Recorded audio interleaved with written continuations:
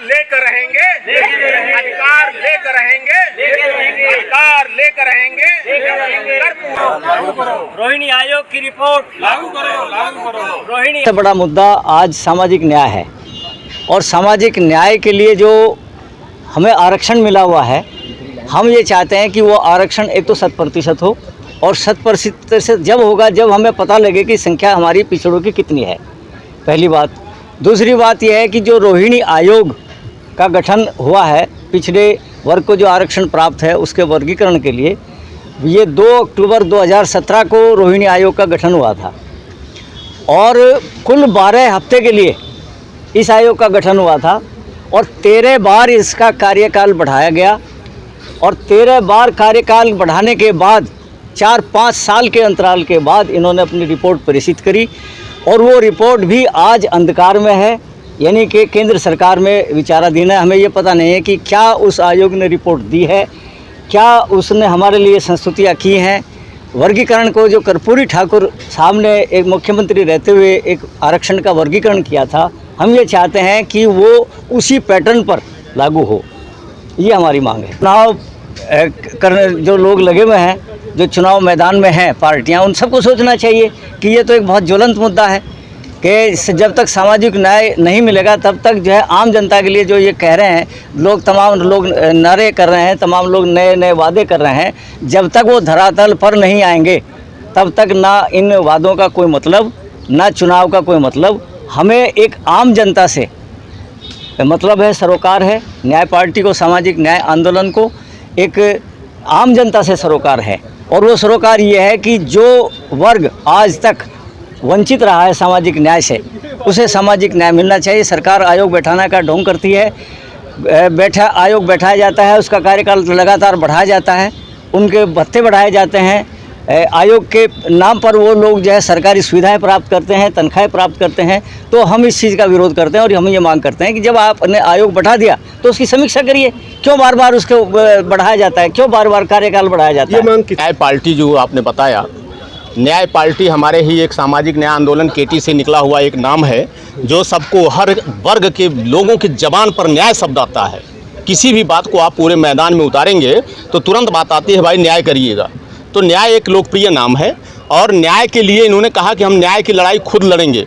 यह पार्टी कही कि आज तक इस देश में जो भी पार्टियां आई हैं, अनुच्छेद 340 पर किसी ने कोई बात नहीं कही है जो भारतीय संविधान में है। जब अनुच्छेद 330 लागू हो सकता है इस देश में, उसके 131 सांसद पार्लियामेंट में बैठ सकते हैं, तो 340 से 267 सांसद क्यों नहीं बैठ सकते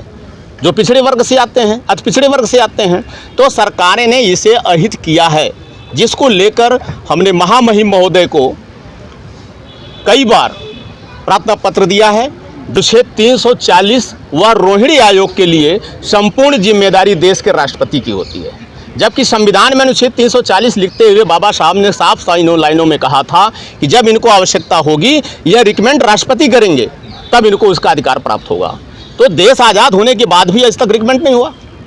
2 अक्टूबर 2017 को रोहिणी आयोग बना। क्या आपको लग रहा है दिल्ली के जंतर मंतर आके इस तरह आवाज उठाने से कुछ होगा? इस जंतर मंतर से आवाज उठाने का केवल एक ही उद्देश्य है कि महामहिम महोदय हमारी बातों को ध्यान में लीजिए। 3 बार मैंने रिमाइंडर दे दिया, आज जंतर मंतर से फिर आह्वान कर रहा हूं कि अगर हमारी मांगें नहीं हुई तो पूर्व में बहुत पहले हमने सामाजिक के न्याय के लिए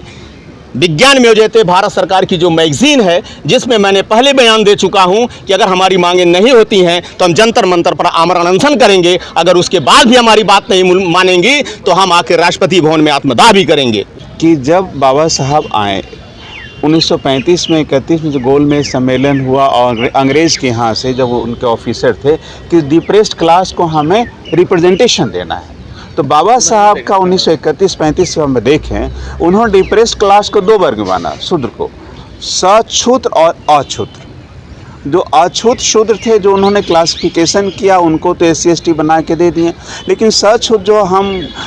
खेतिहर मजदूर ज़मींदारों के यहाँ ज़मीन नौकरी करते थे, उनके लिए कुछ नहीं किया। उन्होंने एक बस लगा दिया, 340 आयोग बना दिए कि जब प्रेसिडेंट साहब चाहेंगे